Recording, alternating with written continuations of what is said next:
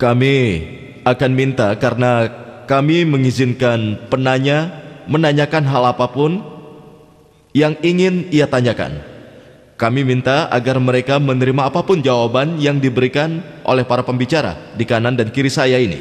Apakah Anda suka atau tidak, mereka berhak untuk menjawabnya dengan cara yang mereka inginkan. Bahkan, walaupun mereka menolak untuk menjawabnya, mereka punya hak penuh untuk itu. Dan itu adalah keputusannya. Walaupun mereka tidak menjawab, mereka punya hak penuh untuk tidak menjawab pertanyaan-pertanyaan yang telah diajukan.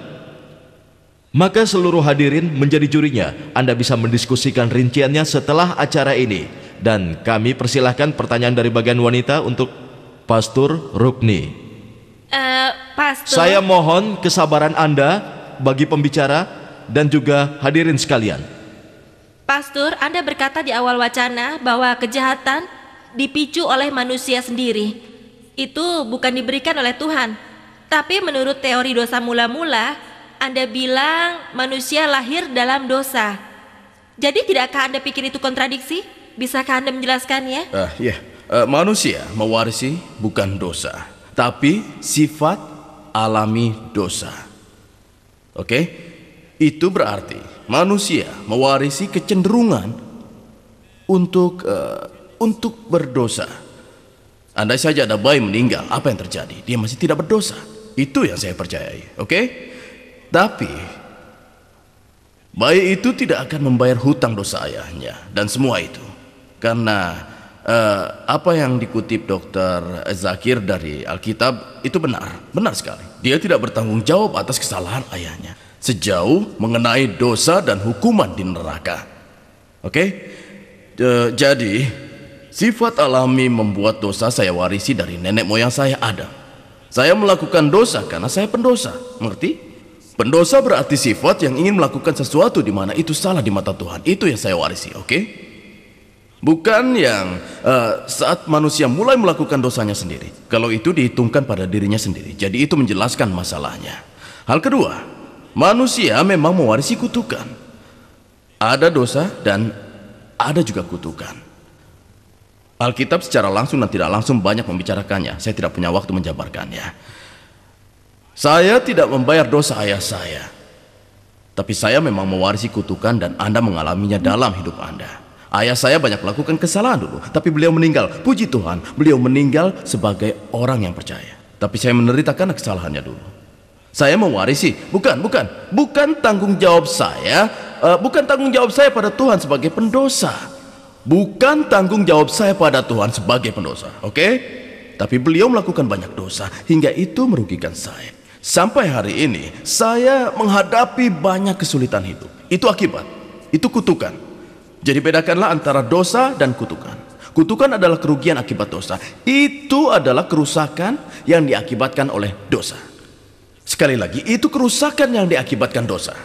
Jadi ada dua hal yang bisa Yesus lakukan dalam hidup saya. Yang pertama, Ia mendapatkan pengampunan dosa bagi saya. Jadi saya sendiri tidak akan diperhitungkan pada Allah. Dosa saya diampuni. Yang kedua, Ia memecahkan kutukan dalam hidup saya. Itu kata Alkitab. Ia tidak hanya berkuasa untuk mengampuni dosa, tapi Ia juga menanggungkan kutukan saya pada dirinya sendiri. Ia menjadi terkutuk mewakili saya. Apapun kutukan yang seharusnya jadi milik saya, Anda percaya padanya, kutukan itu mulai terpisah dari hidup Anda. Kutukan itu mulai terpisah. Jadi Anda harus bedakan, ada dosa dan ada kutuk. Dua hal yang berbeda. Saya harap saya telah menjawab dengan baik. Paling tidak, saya harap Anda bisa mengerti. Silahkan pertanyaan untuk Dr. Zakir. Dr. Zakir Knight, nama saya Rachilda. Saya pelajar Alkitab, penggemar Alkitab, dan pekerjaan saya teknisi. Anda mengutip dari Alkitab bahwa Yesus berkata mereka yang bangkit akan seperti malaikat, tubuh rohaninya seperti dispiritualisasi. Juga Anda berkata dalam Alkitab tak ada disebut dimanapun, tak ada disebut mengenai kebangkitan. Tolong lebih cepat lagi. Baik, saya akan kutip hanya satu, ada banyak lagi.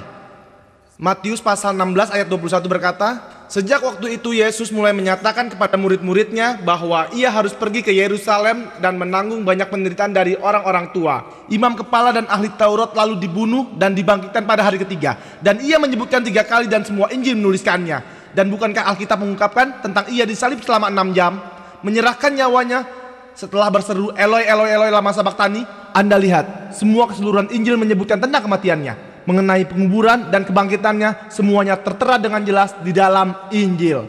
Sekarang Anda bilang Yesus tidak bisa bohong. Anda menghormatinya bukan? Perohanian tubuh yang adalah topik lain. Tubuh yang dimuliakan itu berbeda.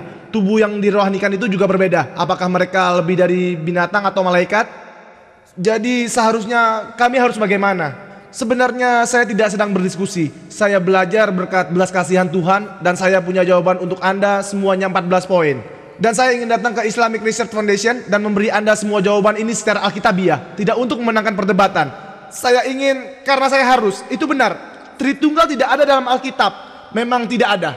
Tapi Yesus Kristus itu berunsur ketuhanan. Saya menemukan itu bukan dalam Alkitab saja, tapi bahkan nurani Anda, bahkan segala makhluk. Ini dia, saya membawa banyak hal dari Alkitab. Apakah yang asli? Ada numeriknya, ada matematikanya. Yang bisa itu adalah bukti sempurna. Itu adalah buktinya.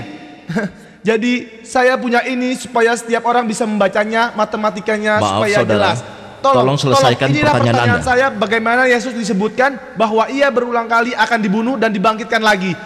Lagi bila Anda ingin tahu satu kutipan lagi, Tidak. saya akan berikan satu lagi dari pasal 20 ayat 19. Dan mereka akan menyerahkan dia kepada bangsa-bangsa yang tidak mengenal Allah.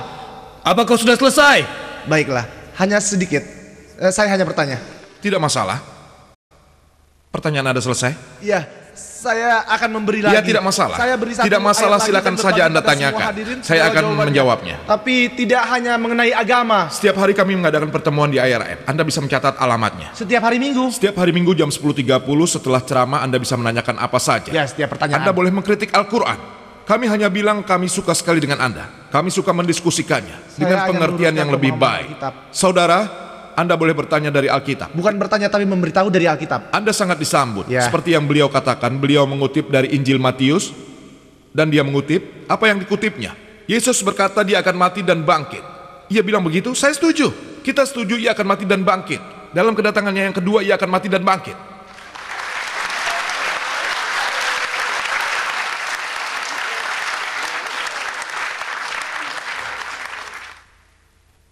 Dan kebangkitannya tersebut dalam kedatangannya yang kedua yang disebutkan dalam Al-Quran dan Alkitab akan kebangkitan yang sejati.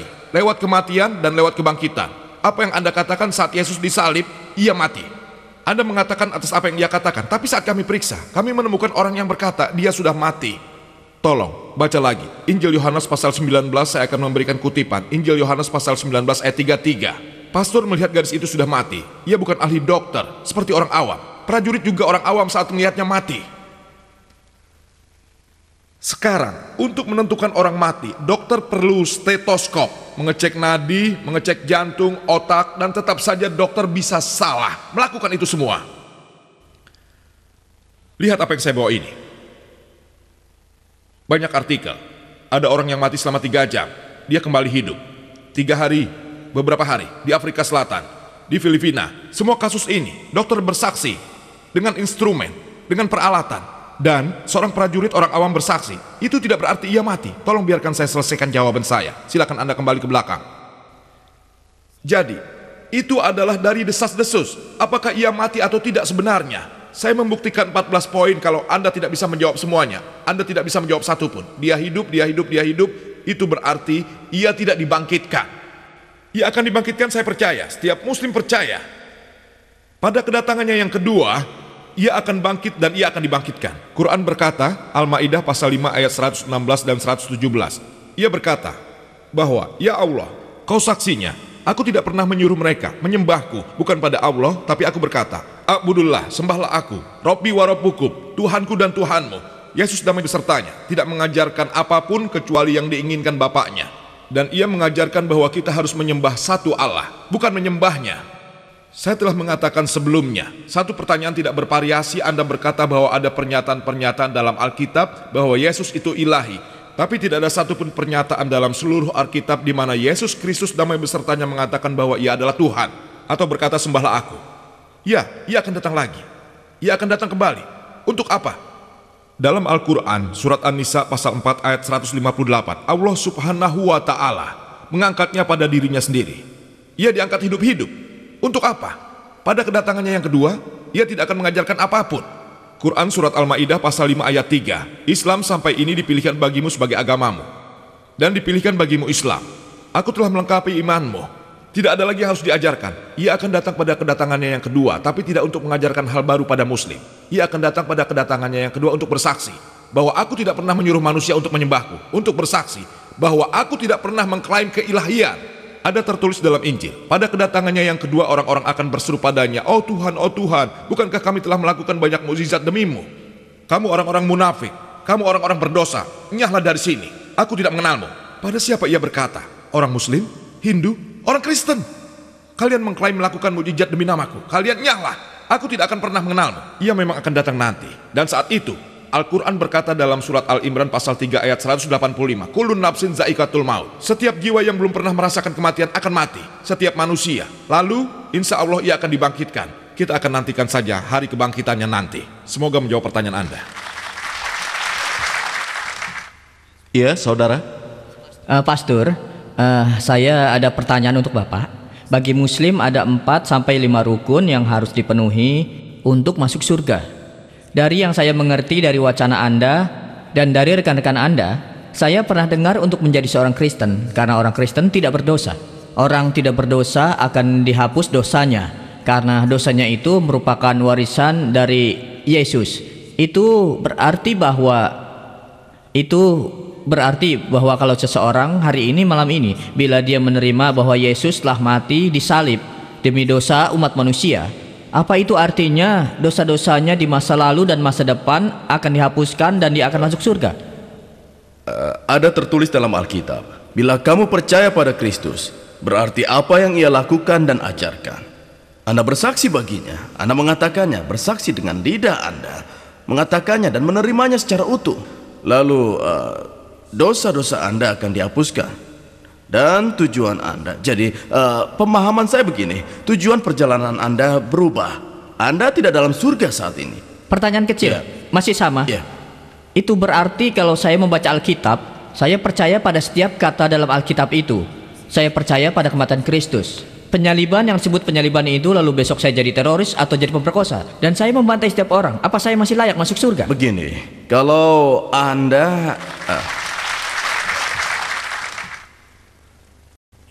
Anda benar-benar percaya pada Kristus hari ini, Anda tidak akan jadi pemerkosa besok. Mengapa tidak? Anda bilang itu bisa saja kan? Kalau hidup Anda tidak berubah, itu berarti Anda berbohong dan Anda tidak menerima Yesus. Masalahnya ada satu pernyataan yang menunjukkan bahwa Anda harus percaya pada Kristus, bahwa dia mati disalib. Dia mati disalib karena dosa-dosa manusia. Itulah satu-satunya kriteria yang saya tahu. Dalam wacana Anda mengatakan hal yang sama. Kalau Anda beriman pada Kristus, iman Anda dinyatakan dalam perbuatan-perbuatan iman menurut kitab Yakobus. Kalau iman Anda tidak palsu, bukan pura-pura, iman Anda akan membuahkan hal positif dalam hidup Anda. Tapi kalau iman Anda palsu, hanya di luarnya saja, maka iman Anda tidak akan menghasilkan perbuatan-perbuatan iman. Jadi misalkan hari ini saya seorang penjahat, saya percaya pada Yesus, saya bertobat, saya minta pengampunan. Semua ini akan datang dalam kepercayaan Yesus. Bertobat berarti saya berubah, saya berbalik dan tidak mau lagi berjalan di jalan dosa. Dan Allah akan menolong saya, dan saya akan berhasil tidak mengikuti jalan hidup saya yang lama lagi. Hidup saya berubah. Saya masih melakukan kesalahan-kesalahan, tapi itu tidak berarti saya meninggalkan iman saya. Seperti bayi kecil, dia cinta ayahnya, tapi kadang-kadang dia tidak mematuhi ayahnya. Ada tingkat-tingkat ketidaktaatan, oke? Ada tingkat-tingkat ketidaktaatan dan ada tingkat-tingkat penolakan dan pemberontakan. Jadi saya rangkumkan, kalau saya percaya pada Yesus, saya tobat, minta pengampunan, Allah akan menghapus dosa saya. Kalau saya tulus, tidak pura-pura, Ia tahu isi hati kita, apa saya tulus atau tidak. Itu akan membuahkan hasil positif dalam hidup saya. Saya pernah ke Kuwait dan melihat banyak orang bermain kata-kata dalam Islam, dan satu orang yang mengaku bahwa ia adalah Muslim. Waktu itu dia bilang, La ilaha illallah Muhammad Rasulullah, karena ia ingin merebut hak perwalian anaknya dari istrinya. Jadi seseorang mengajari trik itu, kalau ia mengatakan itu, jadi syariah akan bilang anak itu jadi milik Anda karena istri Anda adalah orang Kristen. Jadi mereka akan memihak Anda. Ia melakukan itu, lalu mereka memberitahu mula, yang adalah hakim. Ia hanya mengatakan la ilaha illallah. Ia tidak tulus mengatakan. Hakim bilang tidak, hanya Allah yang tahu isi hatinya. Ia mengatakannya, kami mendengarnya. Itu adalah bukti ia muslim. Hanya Allah yang tahu isi hatinya. Itu karena ia hanya bermain dengan kata-kata. Itu hanya karena ingin mendapatkan hak perwalian anak itu. Allah tahu apa Anda tulus atau tidak.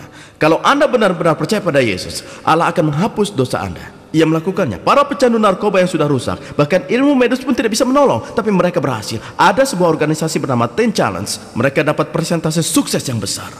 Bahkan klinik rehab terbaik untuk pecandu narkoba pun tidak pernah berhasil. Mereka hanya dapat 2-3%. Dan anak-anak itu pulang, dan anak-anak itu pulang, anak-anak itu pulang, dan mereka ini berhasil. Orang ini sukses menghancurkan kebiasaan pecandu narkoba karena mendasarkan pada menolong anak-anak berdasarkan iman pada Kristus. Kristus adalah solusi praktis, bukan hanya agama dan lukisan yang bagus, beberapa buku cantik, berwarna-warni dan segalanya itu. Kristus itu praktis untuk hidup sehari-hari.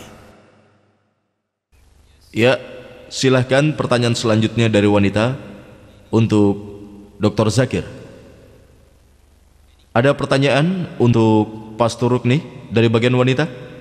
Kalau kita harus bertanggung jawab atas dosa kita sendiri, mengapa Yesus harus disalib bagi kita? Begini. Apa Tuhan Maaf menghukum? saudari, apakah Tuhan pertanyaan menghukum? ini untuk Pastor Rukni? Iya. Mengapa Tuhan menghukum Yesus karena dosa-dosa kita? Kalau kita bertanggung jawab atas dosa-dosa kita, kenapa Yesus harus mati? Begitu? Iya. Bagian keduanya, apa bagian keduanya? Mengapa Tuhan menghukum Yesus karena dosa kita? Baik. Hukum itu menunjukkan dosa. Itu adalah hukum Musa sebelum Yesus. Itu memberitahu bahwa standar yang diharapkan Allah dari manusia. Pada dasarnya itu memberitahu saya betapa berdosanya saya hari ini. Oke? Jadi ya benar, dosa itu tidak ada obatnya sejauh manusia yang diukur. Tidak ada obatnya. Dan Taurat Musa adalah konfirmasi bahwa dosa tidak ada obatnya, walau sekuat apapun Anda berusaha. Sekarang Yesus datang untuk mematahkan rantai itu. Oke? Seperti yang telah saya terangkan, kalau teman saya yang mati karena dosa-dosa saya, kematiannya tidak ada harganya di mata Tuhan, karena dia hanya bertanggung jawab atas dosanya sendiri. Tapi Yesus itu sangat unik. Kristus adalah seseorang yang tidak pantas mati. Ia Tuhan, mengambil bentuk daging dan tulang dan menyingkirkan kuasa ketuhanannya. Oke? Dan jalan sebagai manusia, dan sejauh dosa dan penghakiman yang dikenakan padanya, ia tidak pantas mati. Karena itulah ia adalah domba tak bercacat. Tidak ada seorang pun di dunia adalah domba tak bercacat. Karena itulah kematiannya adalah sangat berharga dan harganya pas. Bahwa hanya kalau orang macam ini yang mati, ya hanya orang yang macam ini mati. Hanya ada satu orang yang seperti ini sepanjang sejarah. Hanya ialah yang punya kedudukan unik itu, sehingga ia bisa melepaskan dosaku. Tidak ada yang bisa melakukan itu. Itulah alasannya, karena ia sendiri tidak berdosa. Ia membuat jadi domba yang tidak bercacat dan dapat diterima di hadapan Allah. Itulah alasannya kenapa posisinya begitu unik. Kenapa begitu unik? Itulah alasannya. Saya harap Anda bisa mengerti. Oke? Posisinya sebagai orang yang tidak berdosa, yang tidak pantas matilah yang membuatnya jadi anak domba yang sempurna, yang bisa diterima bagi Allah untuk menebus dosa manusia. Apa itu berarti kita masih bertanggung jawab atas dosa kita kalau kita percaya padanya? Begini, saya baru saja menerangkannya tadi. Kepercayaan ditafsirkan menjadi perbuatan-perbuatan iman yang tangguh.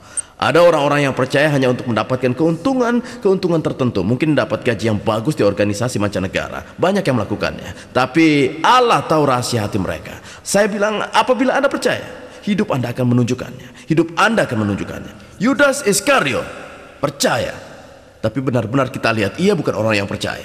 Karena demi 30 uang perak ia mengkhianati Tuhannya. Benar-benar dari awal dia tidak percaya. Itu adalah kepercayaan palsu, kepercayaan yang bersyarat. Percaya hanya bila keadaan lancar. Oke? Jadi Yakobus berkata, kalau kau percaya, hidupmu akan menunjukkannya. Oke, tapi jangan cuma kata-kata saja. Kita harus mengucapkannya dan beritikad untuk itu. Oke, maksud saya dalam hati yang tulus, meminta, mengakui ketidakberdayaan saya karena dosa-dosa saya, dan meminta Allah mengampuni kita dalam nama anaknya Yesus. Itulah satu-satunya cara untuk menerima pengampunan dosa. Apapun yang Anda lakukan, tidak ada jalan lain. Maaf, tapi Anda bilang Tuhan itu daging dan tulang. Maaf ya. Silakan ajukan tanggapan Anda. Pastor akan Itu menerangkannya. hanya tanggapan. Kami untuk tidak jawaban menerima pastor. pertanyaan lain. Maksud saya, sebentar, boleh saya bertanya lagi? Tolong, saya Anda lagi. boleh menyampaikan pertanyaan Anda dalam satu komentar pendek. Silakan. Oh ya, saya hanya ingin tahu kalau orang Kristen hari ini tidak akan menjadi pemerkosa besoknya, tapi bila Anda melihat orang Kristen secara keseluruhannya, Anda melihat setiap orang Kristen melakukan dosa. Jadi saya kira Anda ingin bilang bahwa tidak ada orang Kristen yang benar-benar percaya pada Yesus Kristus, begitu kan?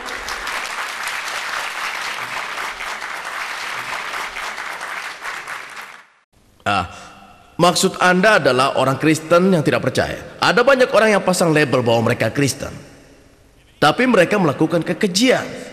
Dan saat orang Inggris menjajah India, menurut opini pribadi saya, kalau ini menyinggung perasaan, saya minta maaf. Saya minta maaf sekali. Mereka menyalahwakili Kristus di India. Mereka memakai nama Kristen.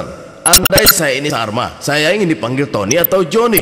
Kalau orang jadi Kristen, tapi hati tidak berubah, hanya luarnya saja, ini tidak mewakili iman pada Yesus. Ada seperti yang saya katakan di awal, ada Kristen percaya, ada Kristen tradisional. Itu tidak sama. Mereka itu menganut agama campur aduk, hanya labelnya saja yang Kristen.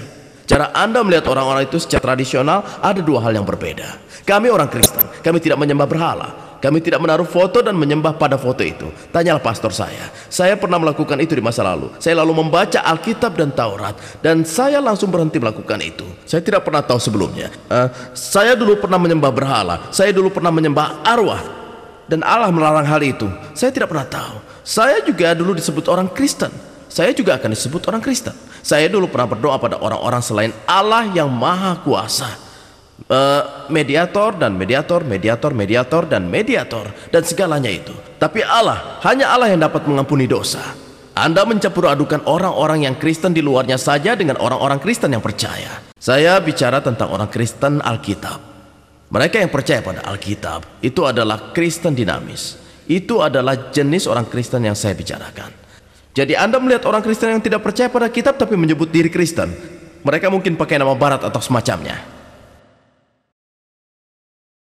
Sekarang kami hanya akan mengizinkan 3 pertanyaan lagi sebelum kita tuntaskan semuanya. Tinggal yang berdiri di depan mikrofon saja. Jangan ada yang maju lagi karena Anda tidak akan dapat kesempatan. Kami akan izinkan. Ya, saya rasa dia sudah menunggu lama. Oke, kami akan mengizinkan Anda mengajukan pertanyaan ketiga sebelum kita menutupnya. Pihak manajemen memberikan kita waktu 10 menit. Silakan, saudara. Anda mengatakan bahwa dalam Alkitab ada tertulis bahwa saat Yesus kembali, para murid ketakutan dan ngeri. Yang jadi pertanyaannya, mengapa mereka ketakutan kalau dia tidak mati?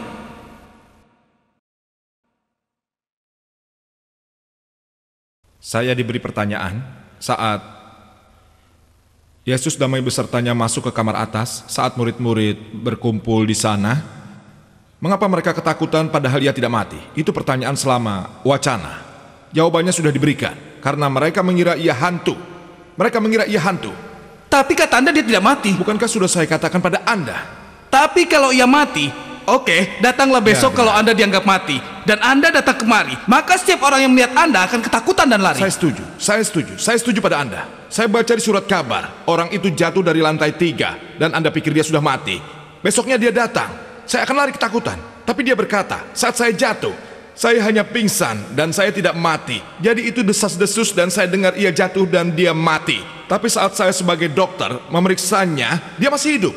Pertama saya memang ketakutan. Tapi saat saya periksa, saya tidak takut. Waktu Yesus baru muncul. Tapi Yesus pernah mati. Biarkan saya selesaikan dulu. Nanti kita bicara lagi. Akan ada banyak waktu untuk kita berdua. Nanti. Datanglah kepada saya. Mereka mengira. Injil Lukas pasal 24 ayat 37. Mereka ketakutan dan ngeri. Mereka mengira ia adalah hantu. Mengira. Siapa yang mengatakan? Bukan Dr. Zakir. Siapa yang mengatakan? Lukas. Mereka mengira ia hantu. Ia berkata, peganglah aku dan lihatlah, karena roh tidak punya daging dan tulang. Mereka takut karena mereka mengira itu roh. Saat ia membuktikan bahwa ia bukan roh, mereka kegirangan. Siapa yang mengatakan itu? Injil Lukas. Injil mengatakan bahwa Yesus pernah mati. Dan ia dikuburkan. Dan lalu ia datang. Anda mengatakan Anda itu. hanya mendengar Maaf, saudara. Anda sendiri yang mengatakannya. Teliti Saudara, kalimat saya. maaf, Jangan Anda mendengarkan telah secara mengajukan separuh-separuh. pertanyaan dan pembicara telah memberikan tanggapannya.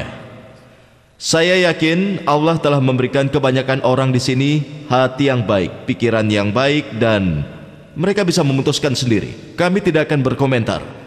Apapun keputusan dari penonton, biar mereka yang putuskan. Inilah tujuan dasar kami dalam diskusi yang bersahabat ini. Jadi kita bisa mendapatkan pengertian yang lebih baik dari sudut pandang masing-masing. Mengertilah masing-masing sudut pandang dengan perspektif yang benar.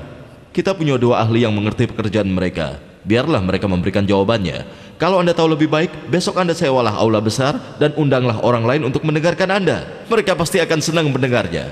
Ya saudara, Anda bisa teruskan jawaban Anda, silakan. Semua pernyataan itu desas-desus. Mereka mengira ia adalah hantu karena mereka mendengar bahwa ia sudah mati. Dengar dari desas-desus. Lalu siapa yang mengatakan ini?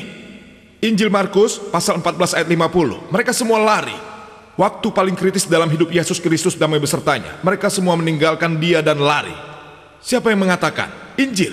Mereka hanya mendengar dari desas-desus. Ia membuktikan pada mereka dengan menunjukkan tangannya bahwa ia bukan roh. Dan pastor berkata, saat beliau memberikan alasan untuk penyelamatan pada dua pertanyaan yang terdahulu, kalau kita percaya pada Yesus damai besertanya, ia telah mati untuk dosa-dosa kita, setelah itu kita tidak boleh berdosa. Saya tidak mengerti.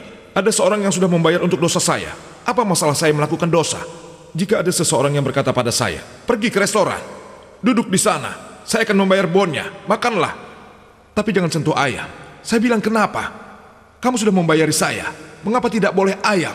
Jangan sentuh daging domba. Mengapa? Itu berarti kamu bohong. Saat kamu beritahu, kamu akan membayar apa saja yang saya makan. Saya makan sepuasnya. Mengapa kamu bilang saya tidak boleh makan ayam? Jangan makan domba. Berarti kamu bohong. Kamu telah berbohong. Yesus damai besertanya membayar untuk semua dosa kita. Jadi apa masalahnya? Kami memperkosa. Apa masalahnya? Kami merampok. Kalau Anda mengerti logika ini, akan tidak masuk akal bagi otak manusia. Itulah jawabannya. Ya saudara, pertanyaan kedua dari terakhir untuk Pastor Rukni. Pertanyaan saya untuk Bapak Rukni. Seperti Anda tahu bahwa setiap negara punya catatan kriminal sendiri. Dan siapapun yang melakukan kesalahan harus dihukum menurut hukum pidana dalam negara itu.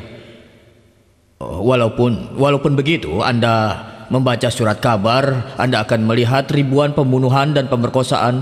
Banyak hal yang terjadi di dunia. Seandainya, seperti yang Anda katakan sebelumnya dalam wacana Anda di awal bahwa Yesus sudah disalib, dia tidak disalib karena dosa-dosanya, tapi demi dosa-dosa umat manusia, demi dosa orang Kristen. Kalau seandainya kami percaya bahwa Yesus disalib untuk semua orang Kristen, apakah nanti situasi dunia jadinya? Apa sudah selesai? Ada tertulis bahwa Yesus mati untuk dosa-dosa seluruh dunia, di mana siapapun yang percaya padanya akan mendapat anugerah keselamatan. Itu adalah secara potensial untuk Anda dan setiap orang. Jadi siapa yang akan menangani situasi itu kalau setiap orang mulai mempercaya itu?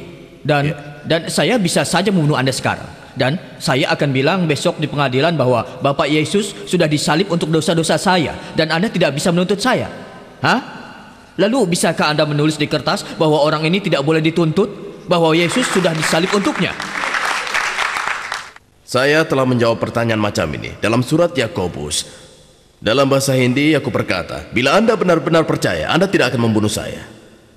Anda tidak akan membunuh saya. Anda tuliskan bahwa Pak Takat sudah membunuh hari ini di sini, bahwa dia tidak boleh dituntut di pengadilan hukum berdasarkan konstitusi India. Tunggu dulu. Bisa Anda tuliskan begini, untuk saya sekarang?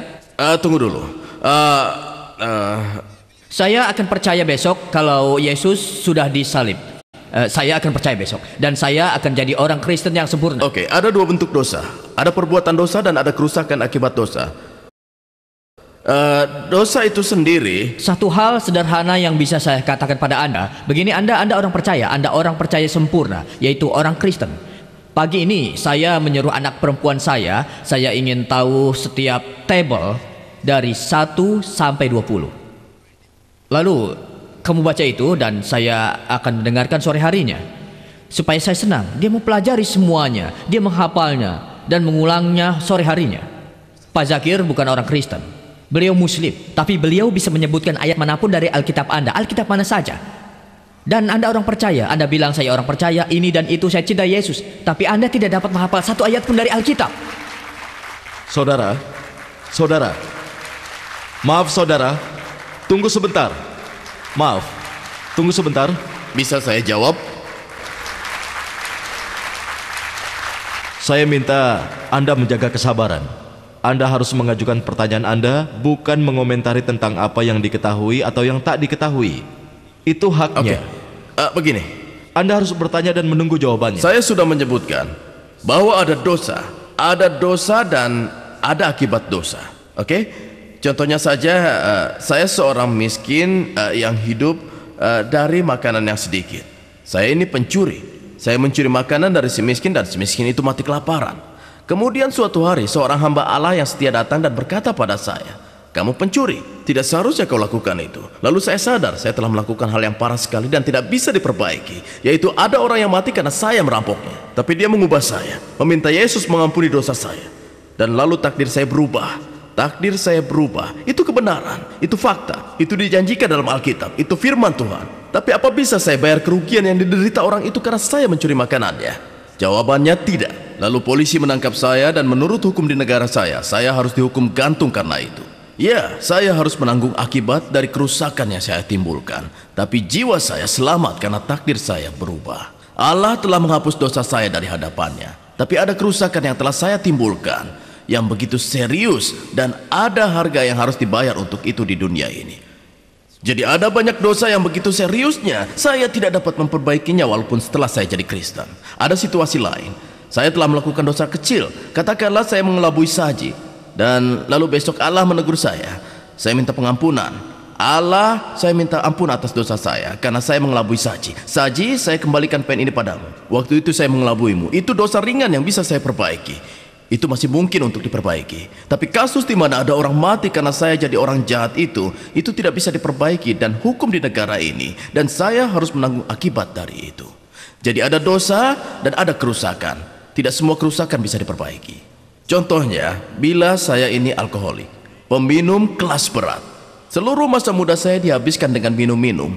Di hari tua, ada seorang hamba Tuhan yang setia datang dan memberitahu saya, "Bertobatlah, minta pengampunan Tuhan." Saya bertobat pada Tuhan dan dalam nama Yesus Kristus saya menerima anugerah gratis keselamatan. Gratis, saya tidak perlu kerja. Allah mengubah takdir saya. Tapi apa yang terjadi? Selama masa muda saya banyak minum bir dan di hati saya timbul fibroid. Lalu perlahan-lahan saya makin rusak dan mati karena itu.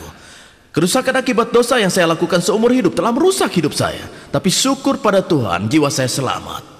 Begini, Anda lihat, ini adalah kerusakan dari dosa yang telah saya lakukan selama bertahun-tahun. Tapi jiwa saya selamat karena saya bertobat. Ini hadiah gratis.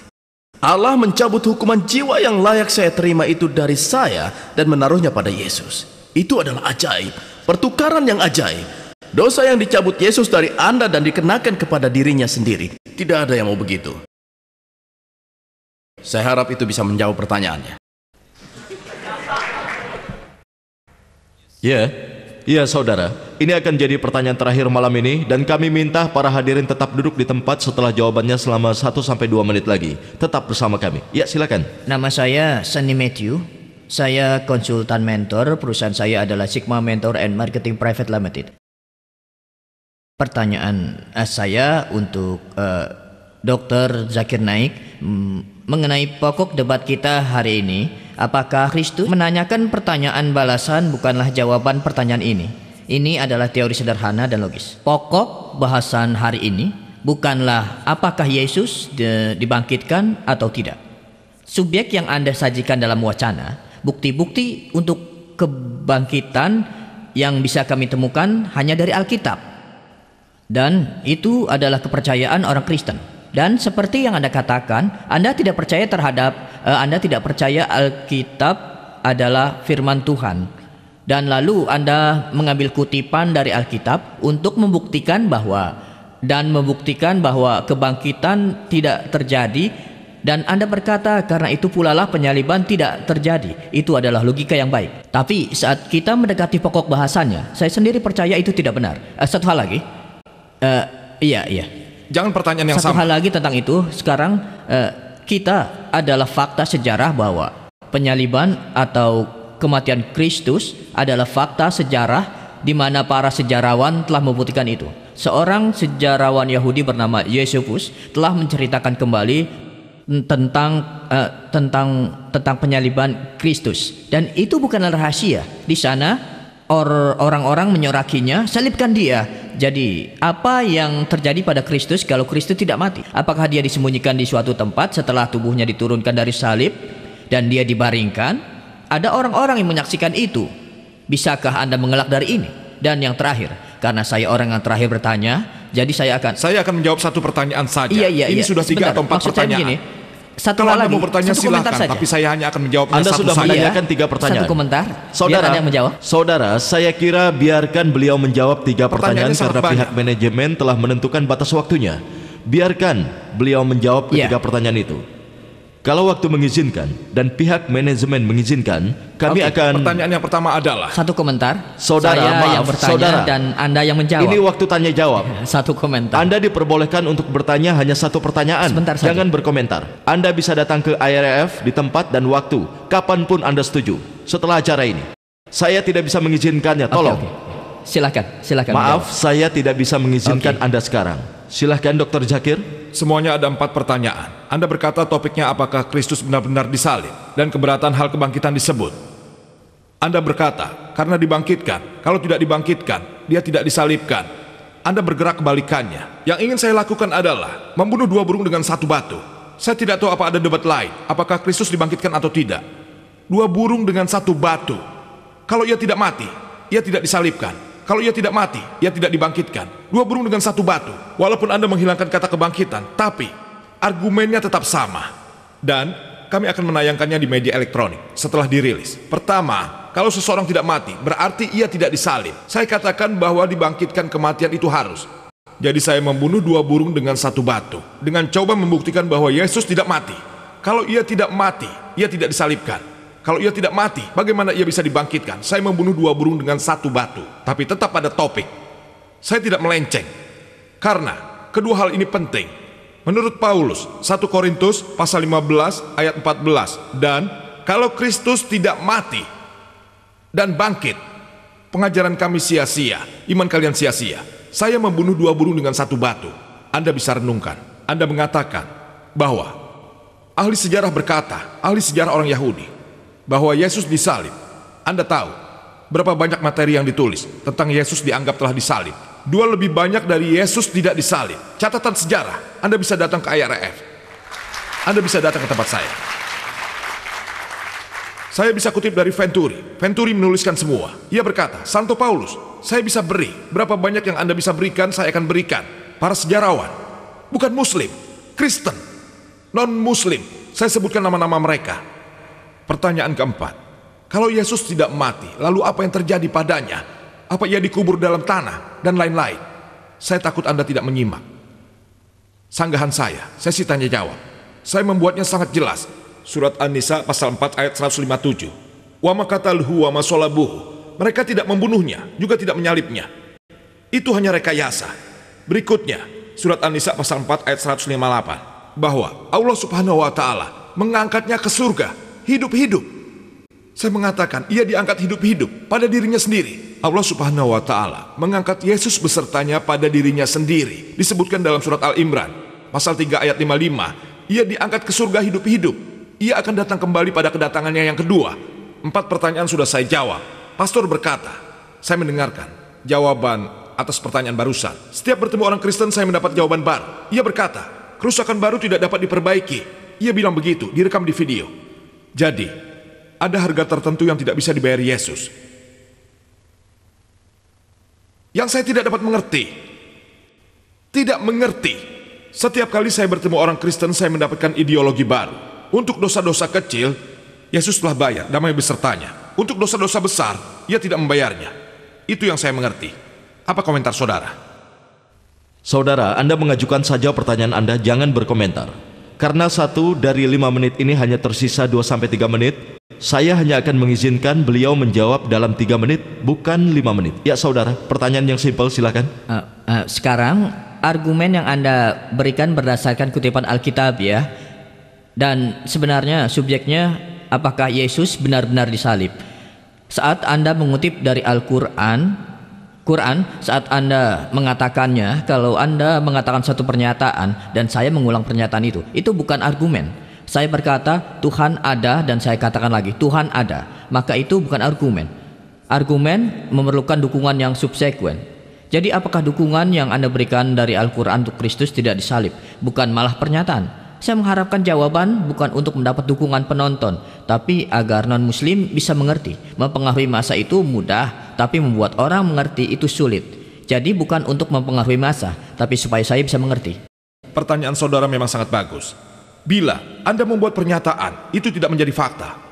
Fakta harus datang dari sumber yang otentik. Saya setuju.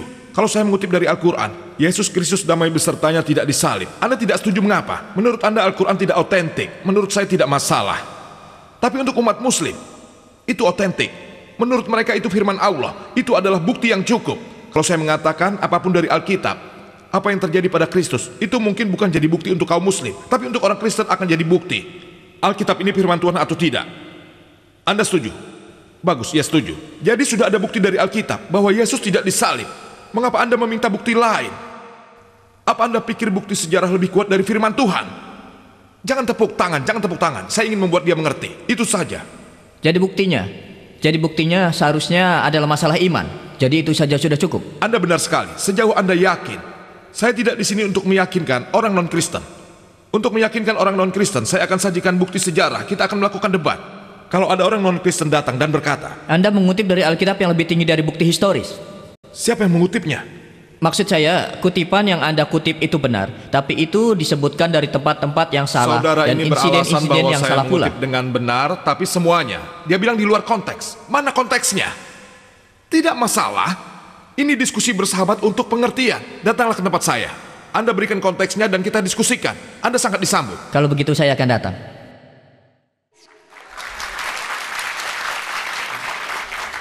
Jazakallah. Kita bersyukur kepada Allah yang Maha Kuasa karena telah membuat malam pengertian sudut pandang masing-masing antara dua agama besar ini dimungkinkan untuk kita semua yang hadir di sini pada malam ini. Kami berterima kasih kepada India Gospel Mission dan Islamic Research Foundation yang telah bekerja sama untuk mengorganisir acara ini. Saya juga berterima kasih kepada Pastor Rukni, Pastor Saji, Dr. Zakir, dan kita semua yang hadir di sini pada malam ini. Jazakallah, semoga Tuhan memberkati kita semua.